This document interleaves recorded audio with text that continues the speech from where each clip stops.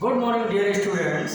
Myself Sachin Kumar Trivedi and मैं आपके लिए आज जो हूँ अपनी त्रिवेदी सर बायो गुरु बायोलॉजिकल वीडियोस में आज मैं आपके लिए एक नया टॉपिक लाया हूँ जिसका नाम है रिंग वर्म डिजीज़। यह एक रोग है जिसको दाद, हिंदी में दाद बोलते हैं और सामान्यतः ये इन मौसम में गर्मियों के मौसम में, बरसात के मौसम में ये ज़्यादा हो जाता है। क्यों हो जाता है? उसका कारण है प्यारे बच्चों कि जो दाद यानी रिंग वर्म नामक रोग है ये कवक के द्वारा फैलता है। और कवक आप जानते हैं, वास्तव में कवक एक परपोषी या हेटेरोट्रॉफिक पौधे होते हैं जिनमें पर्णहरित अर्थात क्लोरोफिल ना पाए जाने के कारण ये अपना भोजन स्वयं नहीं बना सकते हैं और ये बहुत सारे मनुष्यों में रोग भी उत्पन्न करते हैं। बहुत सारे कवक मनुष्यों के लाभकारी हैं, इनसे बहुत सारी दवाइयाँ बनाई जाती हैं, बहुत सारे कवक खाए भी जाते हैं, बहुत सारे फंजाई एडिबल यानी खाए जाते हैं और बहुत सारे फंजाई यानी कवक रोग उत्पन्न करते हैं। तो ऐसे ही एक रोग आज हम आपको बताने जा रहे हैं जो कि कवकों के द्वारा होता है और यह क्लास इंटर के लिए तो है ही, लेकिन इसके साथ जीव विज्ञान यानी बायोलॉजी के जितने भी विद्यार्थी हैं कक्षा 9 से लेकर 12 तक 9 to 12 उन सब के लिए बहुत ही उपयोगी टॉपिक है और आप ध्यान से सुनिएगा। ये टॉपिक हम स्टार्ट करते हैं और आप देखिए इस टॉपिक को जिसका नाम है प्यारे बच्चों ring worm disease. Ring worm disease को हिंदी में बोलते हैं दाद रोग। प्यारे बच्चों, कई सारे ऐसे कवक हैं जिनसे दाद होता है। पहली बात तो समझ लीजिए, जो ये दाद है ये कवक से होता है और जो कवक हैं ये ऐसे स्थानों पर ग्रो करते हैं जहां इनको नमी मिले, इनको मॉइस्चर मिले, ठीक है ना। तो चाहे वो बॉडी हो आपकी, और बॉडी के ऐसे पार्ट जहाँ पर नमी एकत्र हो जाती है और अगर ध्यान से हम लोग साफ सफाई ना करें तो यह रोग हमको हो जाता है। और ये रोग बहुत ही भयंकर प्रकार से होता है, इसमें अत्यंत ही खुजली, दर्द और त्वचा की खराबी आपको दिखाई देती है। तो प्यारे बच्चों, ये जो रिंग वर्म है ये एक कवक माने फंजाई द्वारा जनित यानी होने वाला रोग है। और मैंने आपको बताया कि यह कवक यानी फंजाई के द्वारा होने वाला रोग है। कौन कौन से कवक? बहुत सारे कवक हैं, कुछ कवकों के नाम मैं आपको बताता हूं।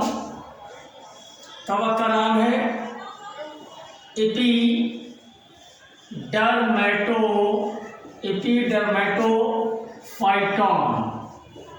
ठीक है।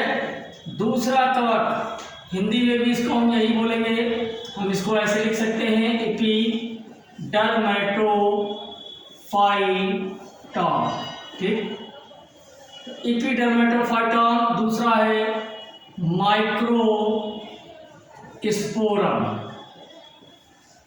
दूसरा कवक है आपका माइक्रोस्पोरम, ओके।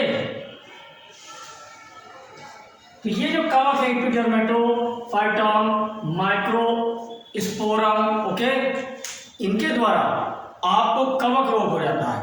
और ये नमी वाले स्थान जैसे सर है, आपके सर में कहीं पे पसीना एकत्र हो गया, नमी सूख नहीं पाई, वहाँ पे ये कवक हो जाएगा।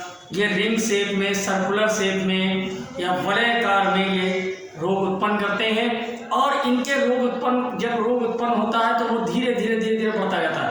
अब लक्षण क्या है? लक्षण यानी कैरेक्टर्स क्या है कि इस रोग के होने के बाद किससे हो रहा है? एपिडर्मेटोफाइटॉन या माइक्रोस्पोरम जैसे कवकों यानी फंजाई के द्वारा यह रोग हो रहा है। और इस रोग के उत्पन्न होने के बाद जो लक्षण प्रकट यानी कैरेक्टर प्रकट होते हैं वो कैरेक्टर आपके क्या होते हैं? बहुत ज्वलन होना, तेज खुजली होना, ठीक है ना। और अब ये स्प्रेड कैसे होता है, ये फैलता कैसे है प्यारे बच्चों, आप समझ लीजिए। मान लीजिए आपके परिवार में किसी को अगर दाद हो गया है तो वो व्यक्ति जिस तौलिया से पोछेगा, या मान लीजिए उसने हल्के से खुजली करी, उसने कपड़ा छू लिया, बर्तन छू लिया, या उसने डोर के नॉब यानी हैंडल छू लिए, और किसी स्वस्थ व्यक्ति ने छुआ या उसके कपड़े को इस्तेमाल किया या उसके कंघे को इस्तेमाल किया, तो उसके शरीर में भी हो जाते हैं। बचाव के उपाय क्या हैं? इससे बचाव के सिर्फ यही उपाय है, सावधानी, साफ सफाई रखिए, सावधानी करिए, और ऐसे रोगी व्यक्तियों के कपड़े या उनसे यूज होने वाले उनके अन्य जो भी उनकी वस्तुएं हैं उनका प्रयोग ना करें। इससे आपको बचा जा आप इससे बच सकते हैं। और नमी से आप नमी एकत्र शरीर पर ना होने दें, साफ सफाई से नहाएं, स्वच्छ कपड़े पहने, और बाहर आने जाने के बाद हाथ को स्वस्थ से धुलें, और रोगी व्यक्ति के संपर्क में आने वाली वस्तुओं से दूर रहें। इससे आप इस रोग से बच सकते हैं। और जैसे बच्चों ये हमने बताया, इसको आप ध्यान रखिएगा।